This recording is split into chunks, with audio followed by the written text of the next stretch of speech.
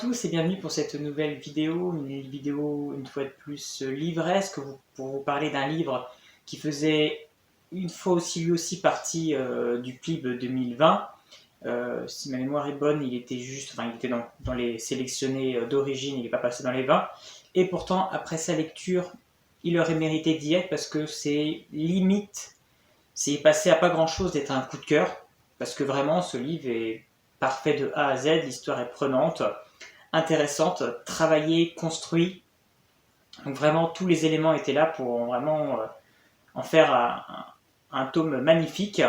Euh, Pourquoi il n'a pas frôlé le coup de cœur? Pour des petits détails, mais vraiment rien du tout. C'était vraiment pour moi une révélation et vraiment quelque chose qui m'a énormément plu.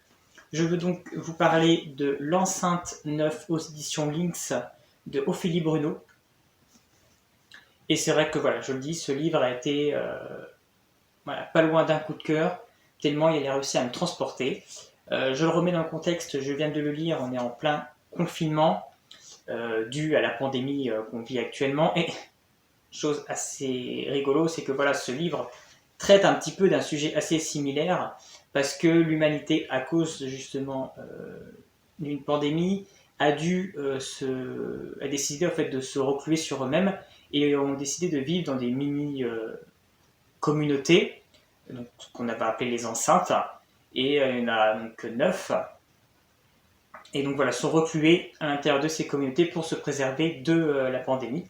Et donc on suit donc les aventures qui vont se passer dans l'enceinte 9 des siècles après le début de tout ce qui s'est enclenché, qui a entraîné la création de ces enceintes. Donc l'histoire, comme je le dis, donc on est, il s'est passé ce qui s'est passé dans le passé, on n'a pas forcément tous les éléments. On se retrouve donc dans cette enceinte 9 qu'on comprend rapidement qui arrive en bout de course, on va dire, les ressources se font de plus en plus rares. C'est un système, un logiciel qui crée en fait toute la gestion de qu'est-ce qui doit être planté, qu'est-ce qui doit être produit pour l'année à venir. Et même ce logiciel du coup en vient à bout de course parce qu'à la base il n'avait pas été prévu pour être créé pour durer aussi longtemps. Et voilà, les ressources viennent à être rares. Le budget devient aussi réduit pour faire des réparations, etc. Donc beaucoup de choses sont laissées de côté. Par exemple, tout le système de surveillance au niveau des caméras, tout n'est pas forcément réparé parce que voilà, ça se prendrait trop de temps, trop d'argent. Donc voilà, on est sur donc une société qui arrive en bout de course, qui se pose beaucoup de questions et que l'avenir semble très sombre. Donc il y a tout un aspect politique dans ce livre très intéressant qui est mis en avant. On arrive bientôt proche à des élections, donc on a le parti forcément en place qui va tout faire pour se faire réélire. On a un parti d'opposition voilà, qui se sont alternés. On voit une espèce d'image à ce qu'on peut vivre aujourd'hui, une alternance gauche-droite. Et puis évidemment, dans cette conjoncture compliquée dans l'enceinte, on a forcément la montée de partis extrémistes. Donc d'un côté, d'un parti un petit peu qu'on va qualifier un peu d'extrême droite, un petit peu raciste, et puis d'un parti plus extrême gauche, qui lui a des idées beaucoup plus ouvertes, limite de vouloir sortir de l'enceinte, etc. Et on va donc suivre la jeune Isa. Isa est une jeune fille une jeune fille noire, donc qui subit évidemment quelques racismes, et qui se voit affectée comme tâche de rentrer dans la police. C'est une orpheline qui a été retrouvée en fait petite dans un compost par Tora Sanchez, qui est une actuelle ministre du gouvernement. En fait, Isa était ce qu'on appelle un enfant non voulu, ou dans le sens où non autorisé en tout cas, parce que voilà, pour réguler la population de cette enceinte, il ne faut forcément pas qu'elle dépasse un certain nombre, il faut forcément réguler le nombre de population pour pouvoir, en fonction de ce qu'on produit, pouvoir subvenir au nombre de la population qu'il y a. Donc forcément, les naissances sont régulées, on a droit à des bons de naissance qui nous autorisent à avoir des enfants, et les enfants non eus hors de ce cadre-là, forcément les parents les abandonnent parce que c'était des enfants qu'ils n'auraient pas dû avoir. Et Isa fait donc partie de ces enfants-là, donc elle ne connaît pas ses parents, elle a forcément cette identité qui fait que c'est un enfant qui n'aurait pas dû exister et qui prend peut-être la place de quelqu'un, parce que tous ces enfants nés non autorisés, ça fait un enfant de moins qui sera autorisé l'année d'après, pour des familles qui auraient voulu avoir des enfants. Donc on a tout cet aspect-là qui n'est pas facile à vivre pour Isa. Donc elle rentre dans la police, avec sa meilleure amie, Lidari, avec qui elle est en colocation, qui elle aussi rentre dans la police, donc plutôt dans le côté administratif. Et voilà, Isa rentre dans la police et va pouvoir se faire greffer à son œil une espèce de petit logiciel. Tous ceux qui font partie de la police ont droit à ce capteur dans l'œil qui permet d'améliorer l'œil, limite d'avoir un petit ordinateur dans l'œil qui va lui permettre en fait de faire des zooms, faire des photos, de faire des ralentis, de revoir des choses qu'elle a pu voir. Voilà. Donc on a cet aspect-là autour de Isa.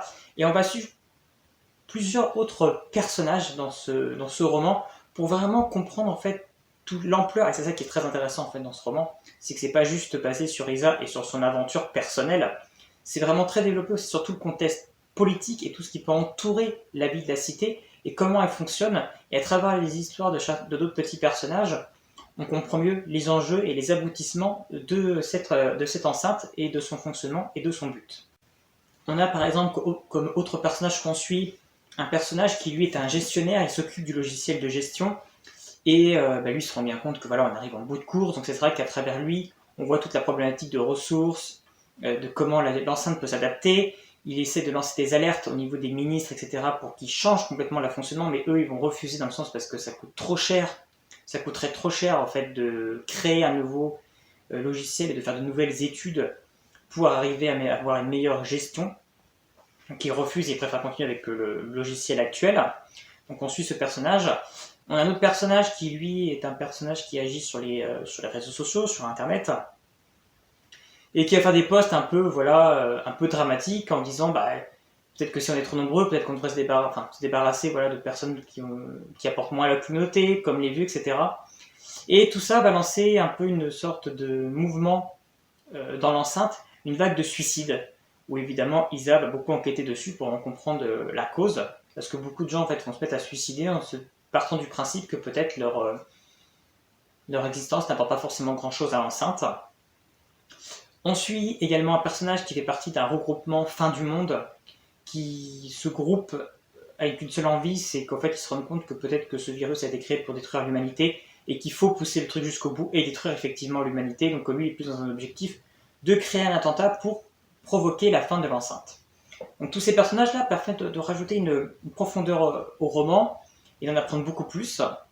Et puis Isa, à travers ses enquêtes, va en apprendre aussi une autre face cachée de l'enceinte, va découvrir les habitants de l'ombre, ceux en fait qui vivent au cœur de l'enceinte mais qui ne sont pas répertoriés, qui ne font pas partie qui ne sont pas rentrés dans le calcul de la gestion en fait justement du logiciel.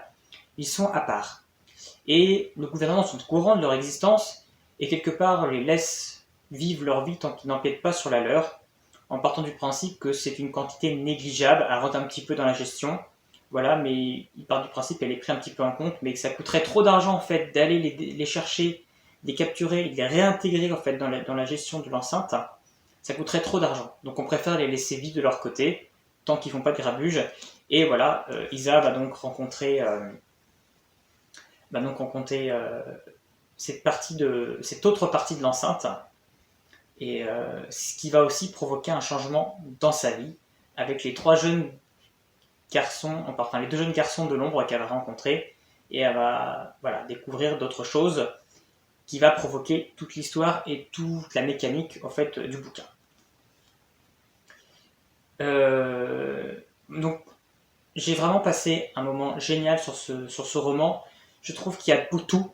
On a vraiment un aspect politique très bien travaillé, vraiment très intéressant. Il y a vraiment beaucoup de réflexions sur ce livre, beaucoup de parallèles avec notre société d'aujourd'hui, donc on a vraiment à se projeter et à comprendre les enjeux. Les personnages sont intéressants, il y a des événements dramatiques, on a une évolution des personnages, rien ne se passe forcément comme on pouvait le penser ou comme on pouvait le prévoir. L'autrice a pris une direction qui était... c'est pas forcément là-dessus que moi je m'attendais. Donc vraiment rien ne va comme on pouvait s'y attendre. On n'a pas forcément que des happy end. Donc c'est ça aussi qui est intéressant. Voilà, on est sur un monde vrai où tout est possible. Et ça, je trouve vraiment très très intéressant. Donc vraiment pour ce livre, pour tout ce qu'il met en place, pour tout ce qu'il traite, tous les sujets profonds qu'il met en place, aurait mérité largement d'être finaliste du PLIB. Même potentiellement de le garder, parce que vraiment moi j'ai passé un excellent moment. Et une fois de plus, je tiens à dire que les éditions Lynx sont vraiment très très bons parce que je viens de lire 3 livres de chez eux que je connaissais pas avant. Donc l'Enceinte Neuf, Zoomancie et Les Nocturnes. Et les 3 ont été vraiment des très très bons livres. Donc c'est vraiment une maison d'édition que je vais plus suivre parce que vraiment ils sont, enfin en tout cas leur ligne éditoriale a l'air vraiment très intéressant et a l'air de correspondre à ce que j'aime lire. Et donc là vraiment ça a été un livre qui m'a vraiment beaucoup emballé. Donc si vous aussi vous avez lu l'Enceinte Neuf ou si vous avez envie de le lire, n'hésitez pas à me laisser un petit commentaire, n'hésitez pas non plus à vous abonner à ma chaîne. Et puis sinon on se retrouve bientôt pour une prochaine vidéo. À bientôt.